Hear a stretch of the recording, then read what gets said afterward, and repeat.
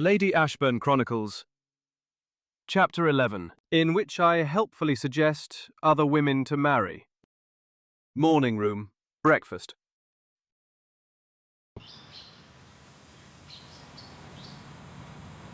Raventhorn's morning room could have been charming, if not for the draught slipping through the east window like a thief with a personal grudge against warmth. Focus on the marmalade. Perfect distribution. Each quadrant. Don't look at him. Don't think about the cellar. The wine. The way the lantern light caught in his eyes when he leaned forward to... It wasn't a moment. Environmental influence. Aged grape juice. Poor ventilation.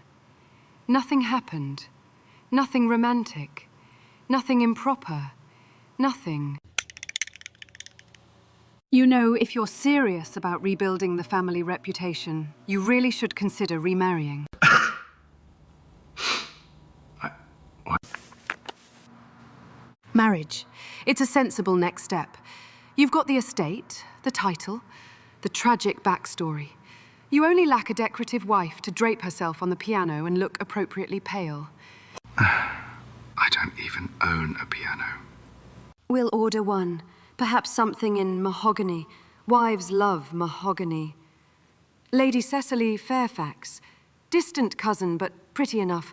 Terrible conversationalist, but she giggles when confused, so society forgives her. Perfect for you, really. Margot. I'm not. Or there's Lady Aurelia Montgomery. Excellent bone structure, no known scandals. Practically a teacup with legs.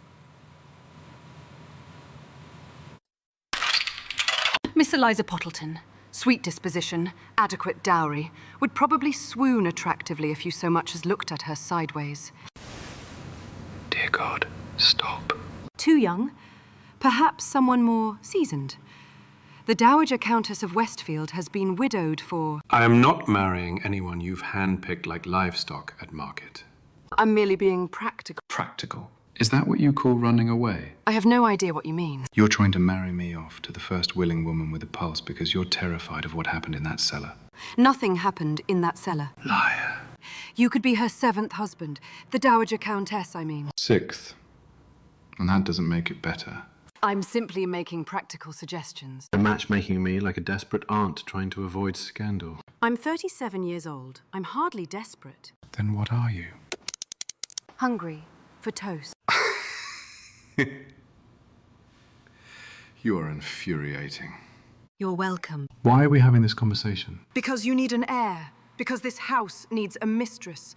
Because society expects it. And what about what I want? What you want is irrelevant. What any of us wants is irrelevant.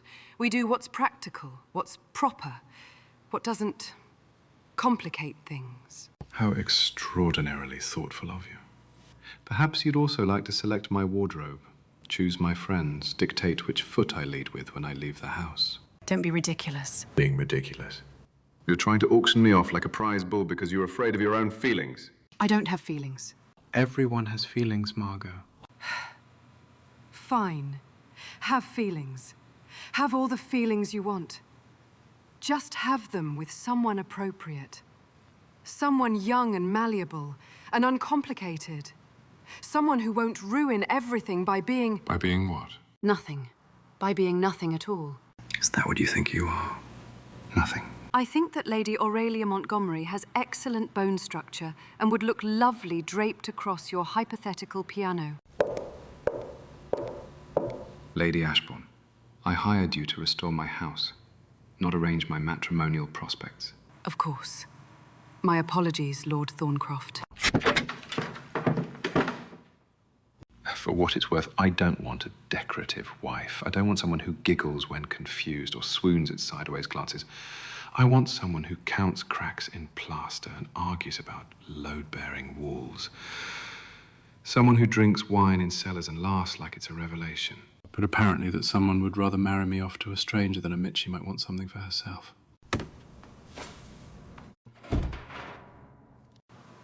That went splendidly. I was being helpful, strategic, practical, not protective, not placing human sandbags between us against a rising flood. I didn't panic. I didn't... Ridiculous. Completely ridiculous. The image of some simpering miss with excellent bone structure making him smile the way he smiled at me in that cellar makes something violent rear up in my chest. Something that has no business existing in the heart of a practical widow who's sworn off romantic complications. The East Wing assessment will be particularly thorough today. I need something to demolish that isn't my own carefully constructed defences, and tonight I'm moving to the steward's quarters. Cold, drafty, as far from the master's chambers as architecturally possible. Practical, separate, safe. Though at this rate, those defences are crumbling quite efficiently on their own. And so, dear listeners, our ever-practical Lady Ashburn has discovered a fascinating new architectural principle. The harder one builds walls, the more spectacular their eventual collapse. One might think that after suggesting no fewer than 4 potential brides for the man she definitely doesn't have feelings for, Margot would retreat to her ledgers and floor plans. One would be wrong, because denial, much like dry rot, has a way of spreading when left untreated. The steward's quarters await, cold, draughty, and safely distant from any wine cellars, morning rooms, or dangerously patient earls with inconvenient observations about her feelings. Surely nothing could go wrong with this plan. Surely. But as any student of architecture, or romance, can tell you, distance is a rather poor defense against structural damage that's already begun. And when Lady Aurelia Montgomery arrives for tea tomorrow afternoon, well... Let's just say that Margot's commitment to practicality is about to be tested in ways that no amount of load-bearing wall calculations could have prepared her for. Join us next time for Chapter 13, in which Lady Aurelia Montgomery has excellent bone structure, and I am completely fine with that. Spoiler alert! She is not, in fact, completely fine with that.